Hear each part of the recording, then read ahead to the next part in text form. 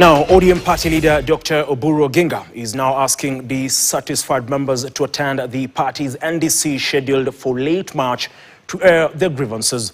The underground faction leaders told embattled Secretary General Edwin Sifuna and his brigade to attend the 27th NDC meeting, saying it will provide them with a platform to air their concerns. They were speaking at Poster Grounds in Migori County.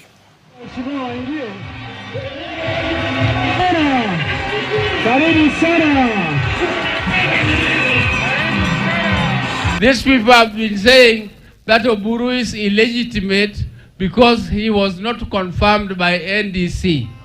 We have called NDC on 27th of this month, and we are inviting them to come, and if they have anything that they want to say, let them tell the people of Kenya through our NDC there, and we shall meet them there. Wabunge watano na gavana mmoja wa ODM ambao wamekataa mwelekeo wa chama. Sasa wabunge watano juu ya 100 na gavana mmoja juu ya 15. Jamani, watatuzuia kutembea barabara ya kupeleka watu wetu katika uongozi wa nchi mwaka ujao kweli? Hawawezi. Baba ametuacha wapi? Wale wengine ambaye wakiongozwa na Orengo wanataka kwenda kwa maandamano ili watu wakufe, watu wapigwe risasi, wamama wapoteze watoto yao, tunasema shetani. Now, they have recently been seen together, campaigning together. The United Opposition leaders have, however, not agreed on how to pick their presidential flag bearer. Our reporter Grace Nyanga reports on these headaches facing the opposition in their quest to defeat President William Ruto.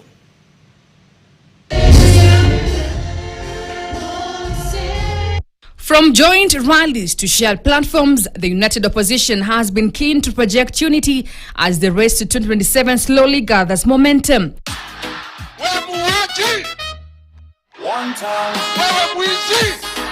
But behind the public displays of solidarity, sources say internal discussions over how to pick a single presidential flag bearer have delayed a key strategy retreat that was scheduled for February 12th.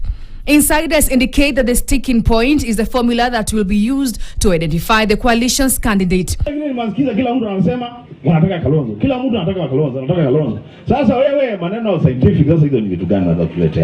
beauty is we have enough pool to pick from.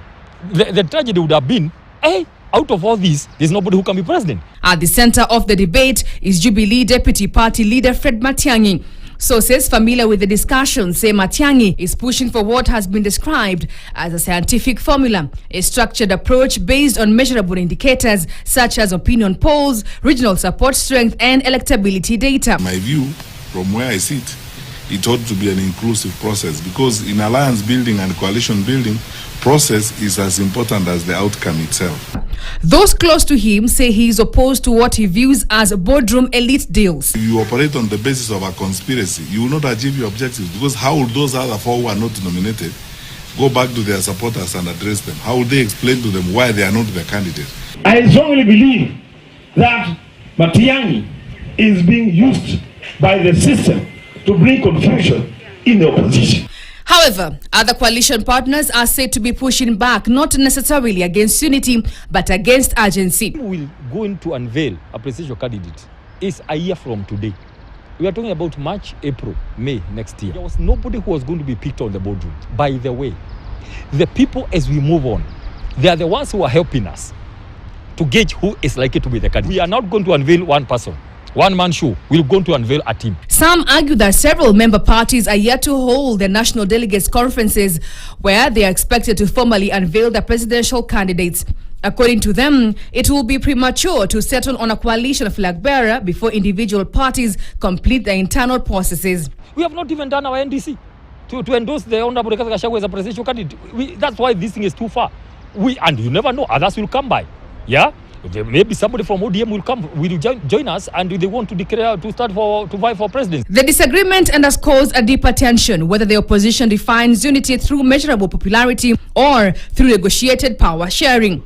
Analysts warn that how this question is resolved may shape not just the 2027 race, but the coalition's durability. He warns that while 2027 election may seem distant, early clarity will allow Kenyans to familiarize themselves with the opposition's candidate and assess their agenda well in advance. On what Kenyans expect, that the person is given a proper naming, the person is given a proper time to engage with Kenyans, and that the person is also given the opportunity to be effectively profiled by Kenyans. Once we give you one person, every day from morning, he'll be eaten for breakfast, for lunch, and for supper. Our candidate will be done by August. We want clarity. Yani tutembee tukijua this is our presidential candidate. Tuanze kupopularize as a presidential candidate. Tuanze kujipanga tukijua the person mwenye atapeleka Ruto nyumbani ni Kalonzo. The more they remain confused, the more they await the guillotine. It also allows the people to settle that candidate. It also allows the donors to know who to give the money. The postponement of the February 12th retreat therefore signals more than a scheduling adjustment. It reflects the weight of ambition within a coalition attempting to balance individual aspirations with collective strategy. For now, leaders continue to appear side by side at public rallies, reiterating their commitment to fielding one candidate. As 2027 edges closer, the opposition's greatest test may not be confronting its rivals, but confronting itself. Grace Nganga, KTN. Thank you very much, Grace Nganga, for that detailed report.